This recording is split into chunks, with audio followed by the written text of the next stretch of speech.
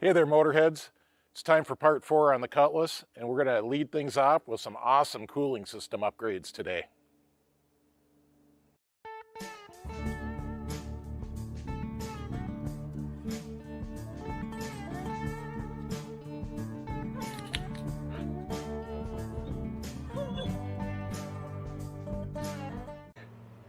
Well, I'm going to put on new radiator hoses, upper and lower, just because they're cheap.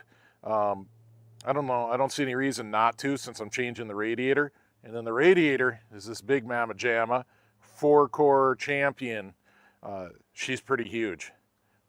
So I don't see any reason why I wouldn't upgrade the radiator. I mean, I'm planning on taking this thing on some cruises on hot summer nights, and it'll be stop and go traffic. And as Scott from Cold War Motors says, parades kill cars. Well, I think stop and go traffic might do the same thing if your cooling system's marginal. So I'm just gonna fix it right now and never have to worry about it again. All right, well, we got some drainage action going on down there. Got the petcock cracked. Just wanted to show you just how incredibly thin this original radiator was. Yeah, I know, you'd call it a 2-core, whatever. Seems a little risky to me, so it's coming out.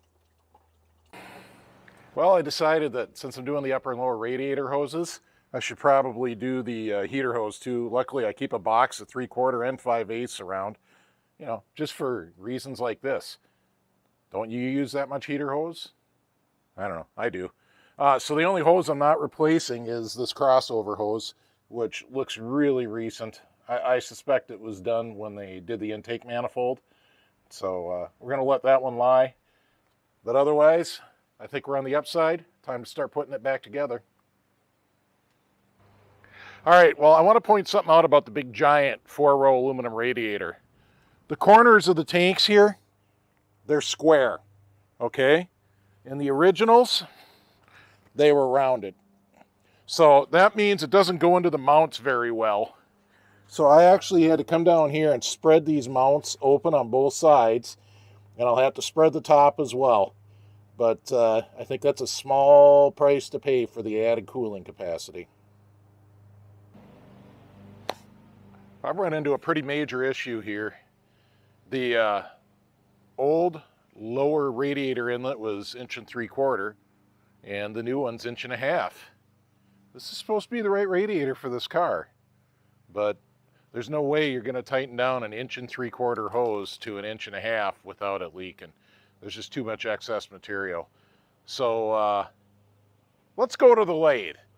Let's make a little adapter kit and get this thing fixed. Let me elaborate a little more on this problem. This hose, this end of this hose fits really nice on that lower radiator inlet. This is the hose that would fit with the larger inlet.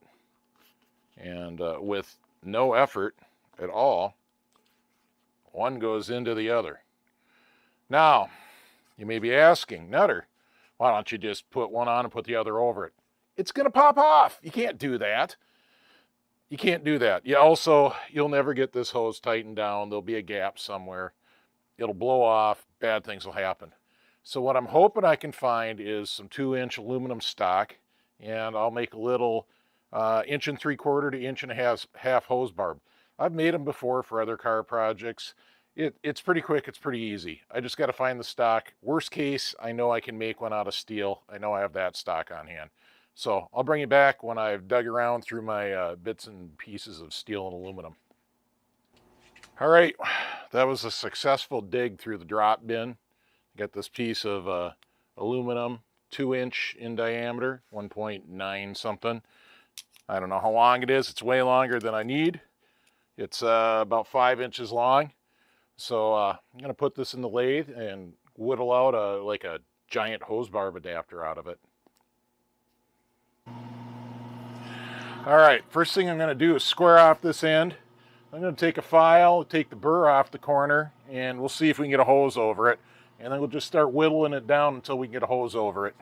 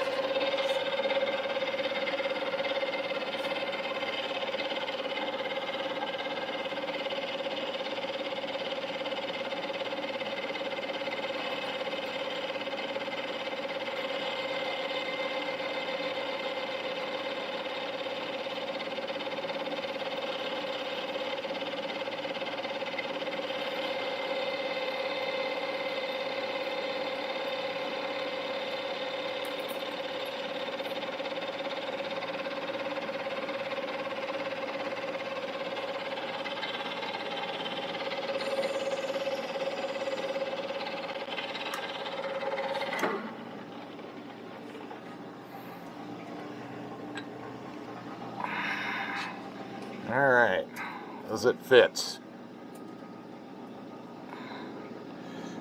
No, she's not close.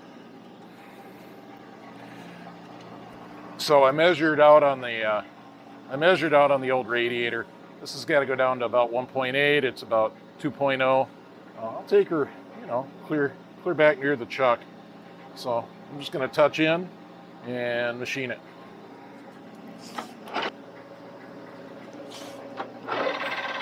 Sorry, my voice sounds funny sometimes. I'm wearing a full face shield as I do this because I can't find any safety glasses right now. I mean, they're here, but I don't really want to look for them.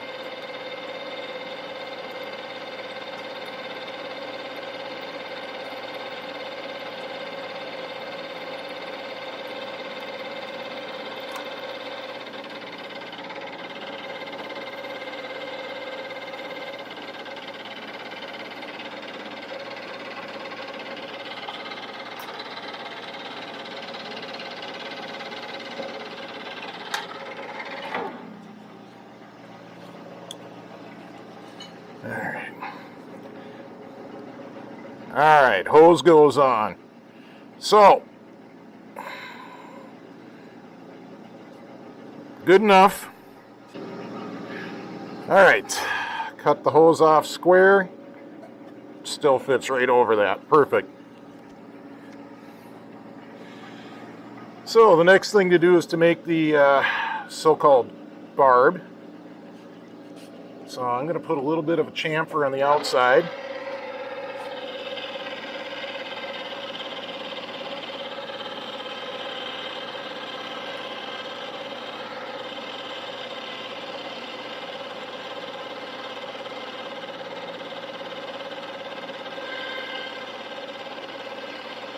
All right, that's more than enough. Now I got to change bits.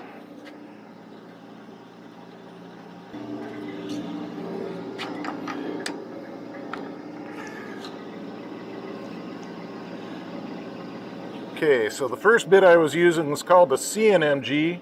This is called the DNMG, if you care about lathe bits.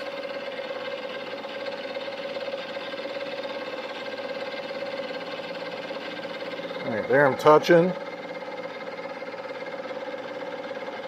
0. I'm going to just kind of plunge in.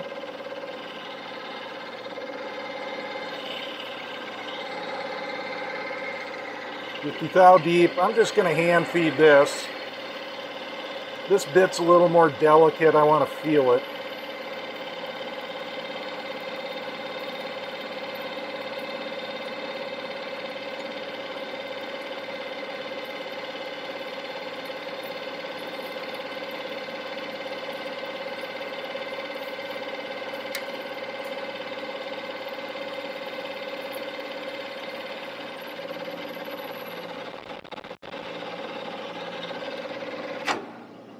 All right, so I want you to notice I left these two areas the same diameter. That's in case I need to hold it in the chuck again in a little bit. But for now, I think I'm going to start drilling. So I'll roll this back a little so you can kind of see what's going on with the drill bit. I'm just going to go for it. If it sucks, I'll come back and center drill.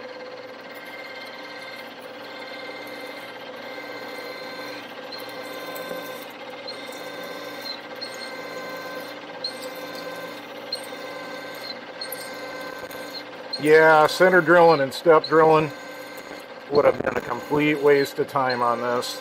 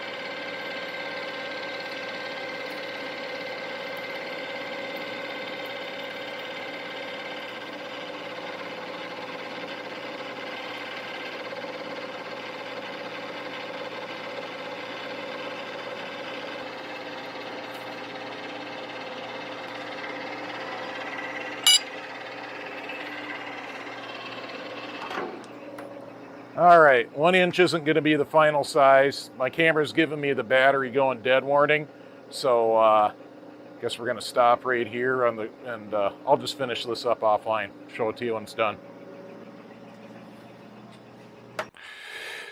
All right, well, here's how that hose bar came out. It's a little long, but that's the piece of aluminum I had. I didn't see any reason to waste it. Pretty good. So I ended up drilling it 1 3/8 all the way through. So she's pretty thin wall. It's about 1/16 of an inch wall. I'm not really going to chance it with any thinner than that. Did you see the mistake I made? Remember when I purposely left that land that size? I didn't on this side. So I had to grab it out here when I finished with the, when I did the finish drilling. But she's done. She's good. I'm going to cobble together some hoses and finish putting this car together. Get ready to burp it and drive it.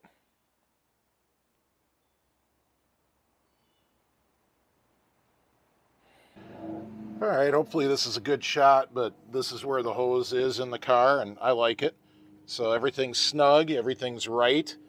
Got a clamp here, clamp here, clamp here, clamp here. 4 clamps instead of 2, but problem solved. Well, here it is.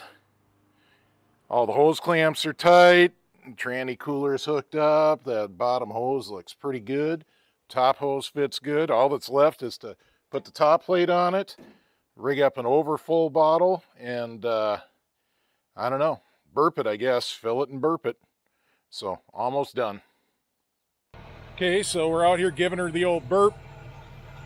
She's just sitting here idling away. That's one of those spill-proof funnels. It comes with all kinds of adapters for your radiator cap. And then it's got this little device that you can put in when you want to pull it off. So you can leave it full when you're burping it, and you can even watch for the level to start to rise. And then when the level starts to rise, shut off the car and take that off, and then put it back in your bottle. Speaking of bottles, what do you think about this for an overflow? Just zip tie her up right there.